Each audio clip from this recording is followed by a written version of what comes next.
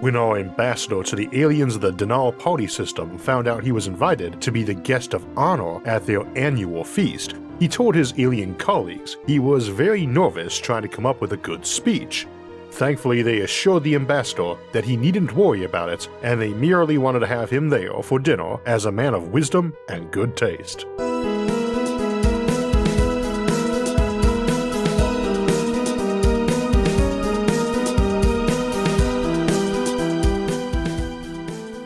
I generally tend to fall into the category of being skeptical that there are any alien civilizations within our own galaxy, and probably even our small corner of the universe. A lot of the reason for that comes down to trying to think through how a given alien civilization would act if they arrived on the galactic scene ahead of us, and also considering this in light of various concepts for alien behavior folks in science fiction have come up with. Frequently these are high concept scenarios like what if life evolved on a world with no sun or two suns, or tweaking existing traits to a greater extreme, like the warrior culture of the Klingons from Star Trek, or a science and logic devoted culture like the Vulcans. A lot of times the behavior seems to break down on examination, or suggest unexpected pathways the behavior should seem to almost inevitably lead to, frequently counterindicating such a species could really exist, or if it does, should generally act as what we call a loud alien, the kind we absolutely expect to see on the galactic stage if they arrived before we did, and which seem rather absent. The biology and psychology of aliens is hard to contemplate beyond presumably being Darwinian in origin, or in the case of some successor species engineered by those aliens, like if they made artificial intelligence and that later wiped them out, enslaved them, or even ate them. This is our topic for today though, contemplating what an alien species would be like that was, for lack of better words, very hungry. Needless to say, it depends a lot on what we mean by hungry. We could be talking about a species who has a taste for human meat, which is probably the default of what folks were expecting coming into this episode.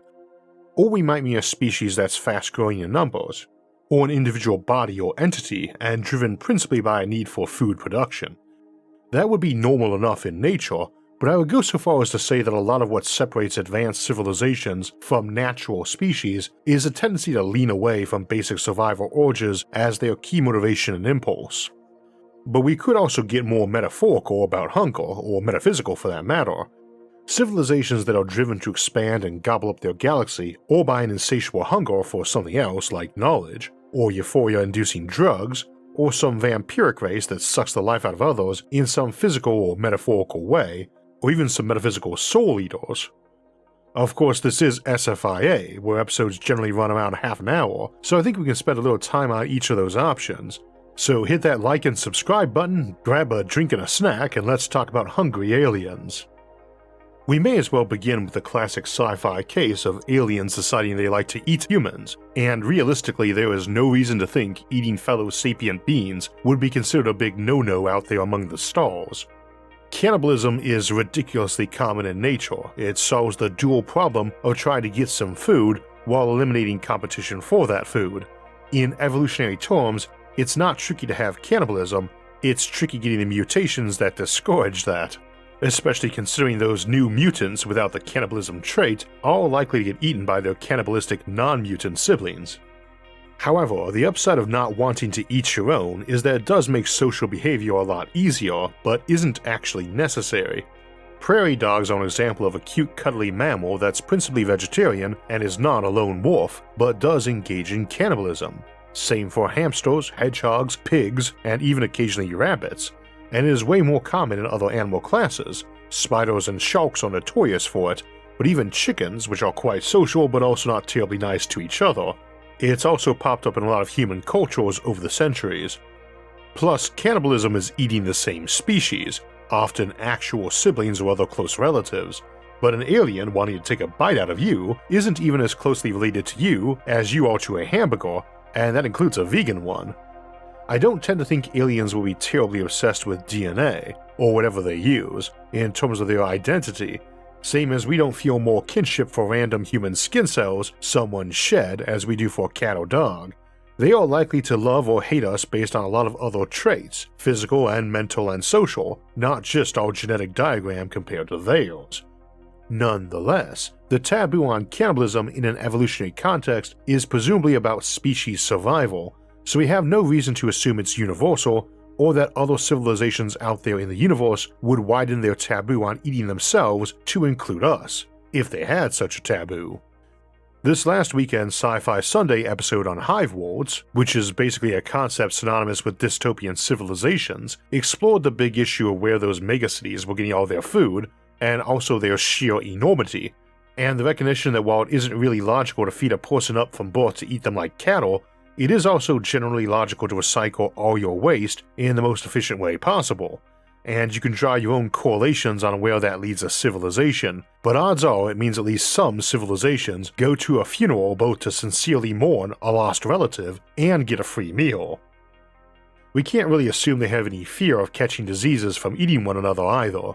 The situation gets a bit grimmer too, because while eating a piece of meat that in turn ate tons more calories to make it isn't terribly efficient, we already do this when it comes to livestock, and the degree of inefficiency is higher, but may not matter much to a post-scarcity civilization. So a lot might come down to whether or not they had developed a good means of synthesizing meat before encountering fellow aliens, and also considered a good substitute rather than a cheap knockoff for the real deal. In spite of all that, I really don't see any civilization choosing to keep intelligent, reasoning creatures around principally for food.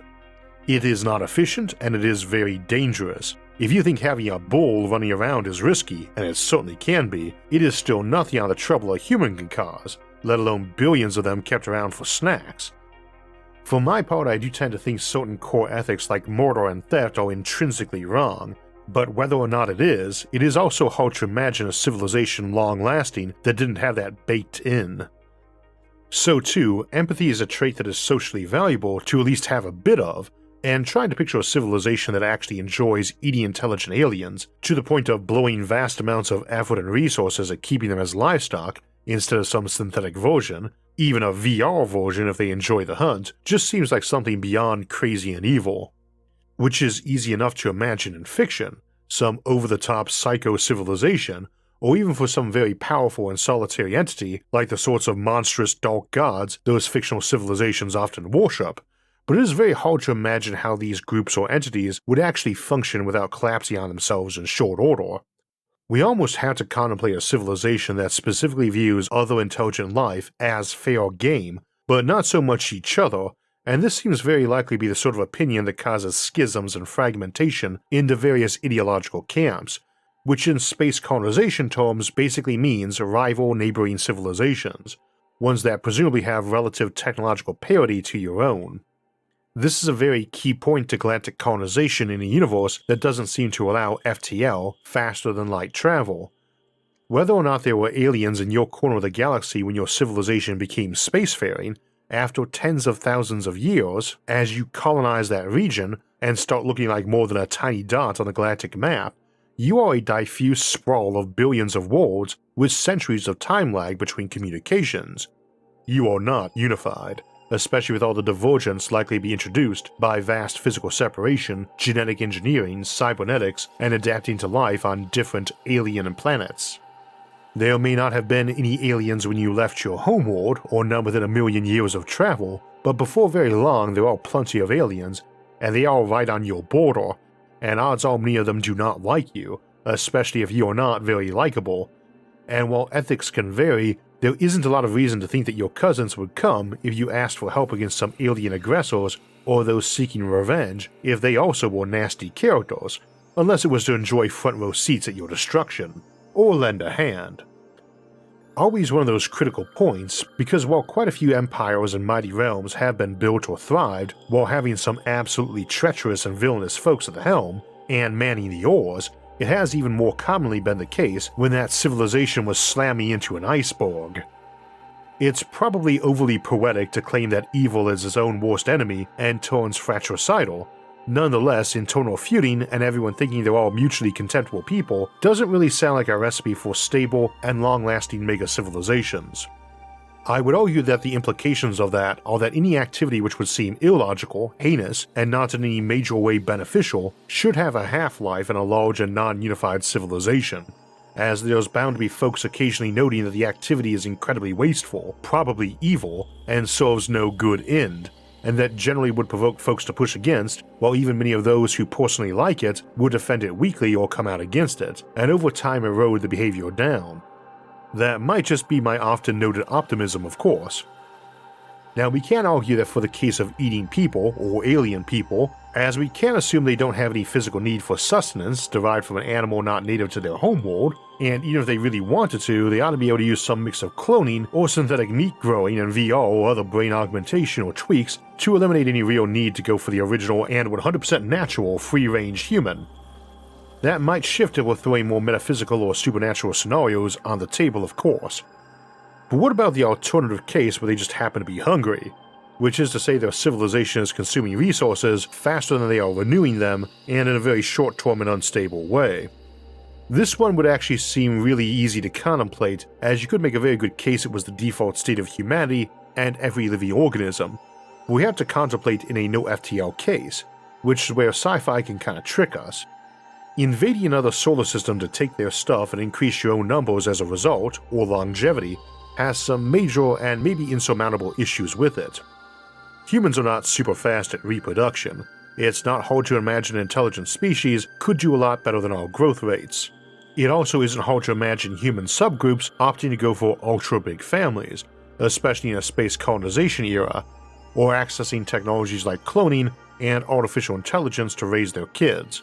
Especially on that latter one, I believe that fad is coming and soon, though I don't mean in an exclusive sense of some robot raising your kid from birth, but the teddy bear version of ChatGPT, child-proofed on language and topics and tweaked to help with basic learning.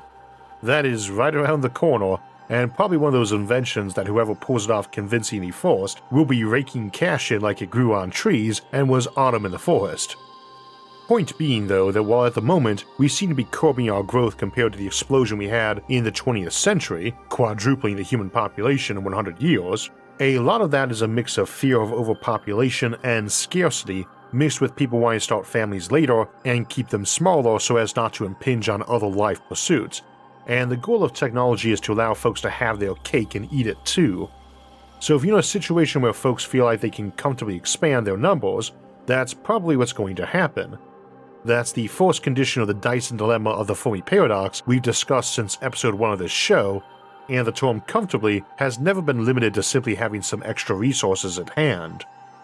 What this means though is that a civilization can expand very quickly if it wishes to, in terms of ramping up its numbers, and if it has the resources to fuel that. We usually say a Dyson sphere can hold upwards of 1 billion times what our current population is, and that's roughly 2 to the 30th power or 4 to the 15th power, 30 doublings or 15 quadruplings. If your population is quadrupling every century, you max a Dyson sphere in about 15 centuries, give or take. It also gets worse when we throw in longevity increasing technologies.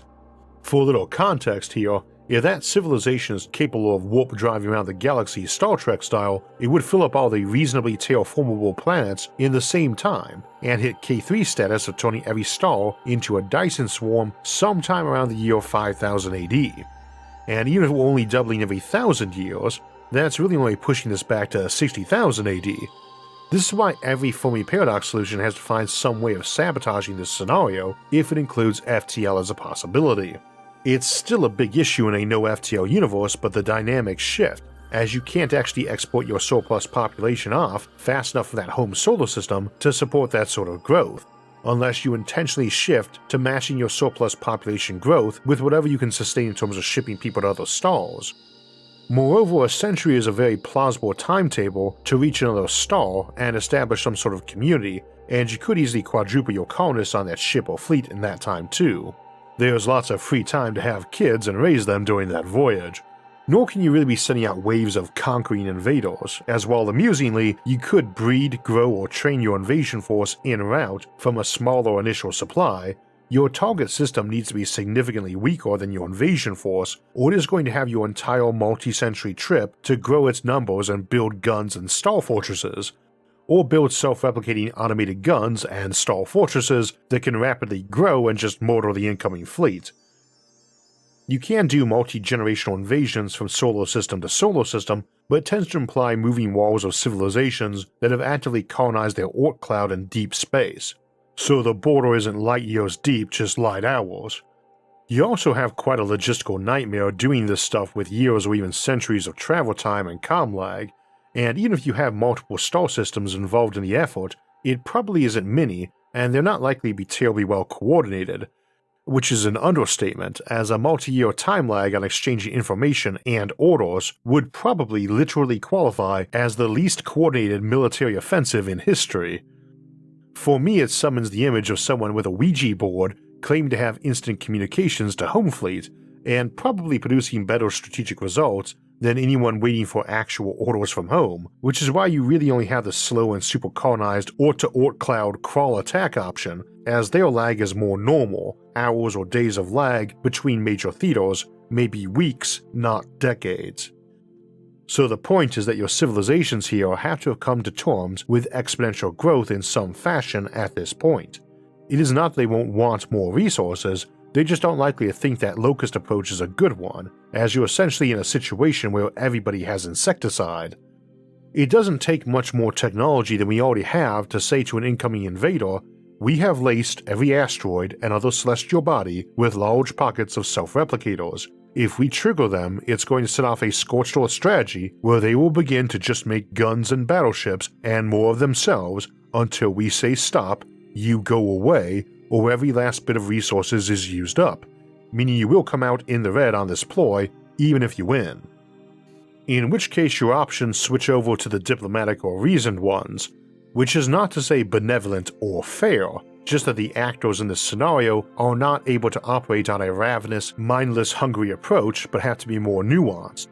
And yes, they do have the option of saying they don't care and attacking anyway, but that doesn't seem a great strategic position to be in, and since you can only move so fast, all your neighbors are hearing of your behavior long before you can get to them, meaning each successive target has more time to react and more examples of your behavior to motivate them, and since space is 3D, your warfront is expanding with the square of distance while your homeworld and supply chains are also getting longer. I don't know about you, but that is not a hand of cards I personally would envy being dealt. Just generally speaking, it is so much easier to blow stuff up than to build it, and everything in space is so slow that every enemy ship is going to be able to fight till its goose is cooked and still ram you or blow itself up so you get nothing out of it but a big ammo and repair bill. And you're just repeating that at every step of your engagements over trillions and trillions of miles. Also, we have to keep in mind that this civilization, in an alien context, has been having its own divergent worlds as the most likely targets for expansionism and conquest for many centuries before it ever bumps into another intelligent civilization that originated on another planet. It is pretty hard to imagine they wouldn't have burned out on this tactic by then, unless I'm wrong about its ineffectiveness, in which case they presumably have perfected this strategy by now. That does leave a hunger for things other than food or pure raw resources and energy, and that can alter the equation. I'm still on a Warhammer 40k kick from writing Hive Worlds last week, and the voracious Tyranids from there could definitely qualify as hungry aliens, but the example that comes to mind here is the Cult Mechanicus of Mars from that setting. If you don't know it, think of a bunch of crazy cyborg priests in red robes worshipping the lost knowledge of a prior golden age and hunting for relics and lost schematics and textbooks. They are quite willing to sacrifice legions of troops and entire worlds to get those blueprints, and also really touchy about intellectual property rights. They are hungry for those things, and you don't really benefit from a scorched earth defense there because they only need to capture that one priceless relic, and they don't really care if you vaporize everything else in the process, and can threaten to vaporize you if you vaporize the relic. You could still tell them to take a hike, but the desire to flip on the doomsday devices and paperclip maximizer equivalents for ordnance is a little attenuated there. It would seem like you could just give them the knowledge or technology, but we could have a case where either you are willing to die to keep it out of their hands, or they are very firm on the idea that only they should have it, and that they might be planning to wipe you out for daring to look into those secrets forbidden outside their order.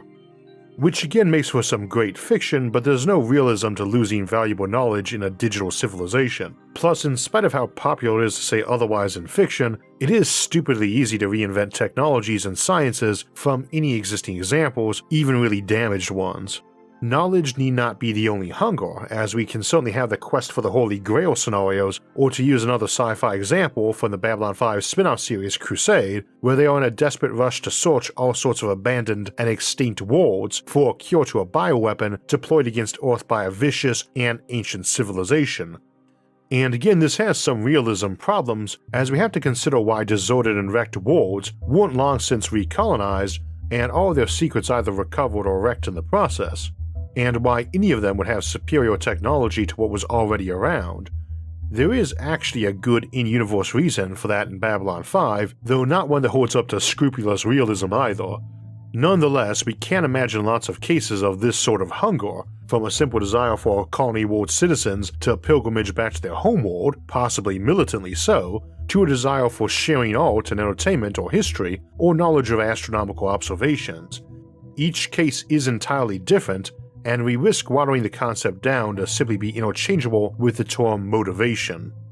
The Drakh, though, are a good example of an old and evil civilization with an almost supernatural need to be vicious parasites, as are the Dal Galdar from 40k, who actually have a supernatural need to be vicious parasites, and arguably the Reapers from Mass Effect, a franchise that seems to have drawn inspiration off Babylon 5. For other 90s sci-fi references, we also have the Goa'uld from Stargate and the Wraith from its own spin-off show Stargate Atlantis, ancient nasty parasites, in their case literally, and as we've noted in other Alien Civilization series episodes, this is very popular in any sci-fi with a Lovecraftian Cthulhu-flavored theme, and pushes more against our notion of terrifying predators waiting to eat us or steal our souls for fun and profit. Theirs, not ours. It is usually implied to be a fate worse than death. As in the other case of literal cannibalism at the beginning, or whatever we want to call eating intelligent aliens, it makes one wonder how these folks haven't gotten themselves ganged up on and obliterated. We don't need to repeat the arguments there, beyond noting that they can have a supernatural or metaphysical component that might make this more viable, and that also can't rule out some of the nastier Matrix-like scenarios we discussed a couple months back in Hacking the Simulation, where the actual rules of reality aren't what we think, and the fake reality we see has been set up so as to make it seem like these strategies don't work, so you don't bother to prepare to defend against them, when in the true reality they do work, thus we never suspect they are parasitizing us from that higher reality, or lower one given the implied infernal conduct. Basically that you have something like a soul and it is tasty and useful, and they've dumped you into a reality where you cannot easily detect such things and doubt they exist, so that you don't suspect they are robbing you or eating you. Obviously, this being at odds with the apparent way our universe is set up, it doesn't really work for realism unless reality isn't the real reality, but it's a healthy reminder as we close out that it doesn't pay to take anything for granted with alien civilizations and their drives and motivations or capabilities, since our knowledge of how the universe works and how life evolves or sapience and consciousness work is still pretty new and limited and could be flat out wrong on many things.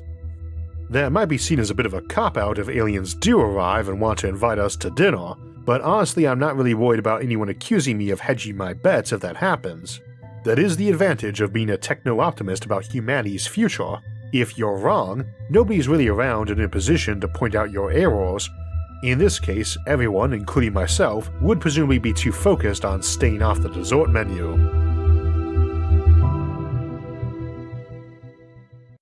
As I was mentioning a few days back in Hive Worlds, this episode and that one are companion pieces, and yet there was still more to discuss in terms of whether or not you could realistically be trucking food or other bulk cargo between planets or solar systems. So I decided to do a third short episode on the topic of space freighters, examining the logistics and numbers involved in trying to haul bulk cargo around, if that could ever be profitable or even reasonable, and what those ships might look like. It's a popular topic in sci-fi, but doesn't get a lot of serious scientific contemplation, and the results were actually rather surprising as we delved into it. That's out now exclusively on Nebula, our streaming service, where all our content comes out early and ad-free, and we often have bonus content, from extended editions to entire exclusive short or even full-length episodes, like last month's Colonizing Binary Stars, and many more. So if you want to catch exclusive content like that, along with seeing all our episodes a few days early and ad-free, including no sponsor reads, you can click in the link in the episode description, go.nebula.tv/IsaacArthur. That lets you see all those exclusive episodes like colonizing binary stars and space freighters, or even full-length episodes like Planets vs. Megastructures or our entire Coexistence with Aliens series. And again, it's all early and uninterrupted by ads, so you can enjoy the episodes as intended. Nebula is a streaming service started by creators for creators and their audiences, and has grown to be the largest creator-owned streaming service, with tons of great content from an ever-growing community of creators. Using my link and discount, it's available now for just over $2.50 a month, less than the price of a drink or snack you might have been enjoying during the episode, and it goes to supporting new content from myself and other creators, like our new feature, Nebula Classes, so it's 2 for the price of 1. When you sign up at my link, go.nebula.tv/IsaacArthur, and use my code, IsaacArthur, you not only get access to all the great stuff Nebula offers, plus now classes, you'll also be directly supporting this show. Again, to see SFIA early and ad-free, and with all the exclusive content, go to go.nebula.tv/IsaacArthur. As a general heads up, I was scheduled for surgery yesterday. Obviously, I'm writing this well before then, so I might not be too chatty in the comments for a bit, or in general. The plan is to operate on my nose and tongue to hopefully correct some breathing and speaking issues, and has some recovery time, hopefully before our live stream this weekend. I suspect so, but would reschedule it anyway to be on the safe side, except I already rescheduled it once to free myself up for the International Space Development Conference next weekend. For those curious, don't expect any rapid change in my voice. I record episodes a couple months in advance, and we also still need to retrain those muscles. Either way, please wish me well, and forgive me if I have to cancel that live stream, though again I don't expect to. Speaking of upcoming material, next weekend we'll be heading back to the general notion of clock tech, super advanced technologies indistinguishable from magic, to contemplate all the ways we might warp reality and the applications of those as technologies. Then it's into June to look at colonizing the Kuiper Belt, followed by a look at how we can build enormously tall and strong structures like hive citadels in space towers. Then it will be time for our Sci-Fi Sunday episode and a return to the Alien Civilization series for a look at higher dimensional aliens. If you'd like to get alerts when those and other episodes come out, make sure to hit the like, subscribe, and notification buttons. You can also help support the show on Patreon, and if you want to donate and help in other ways, you can see those options by visiting our website, isaacarthur.net. You can also catch all of SFIA's episodes early and ad-free on our streaming service Nebula, along with hours of bonus content at go.nebula.tv/IsaacArthur. As always, thanks for watching and have a great week.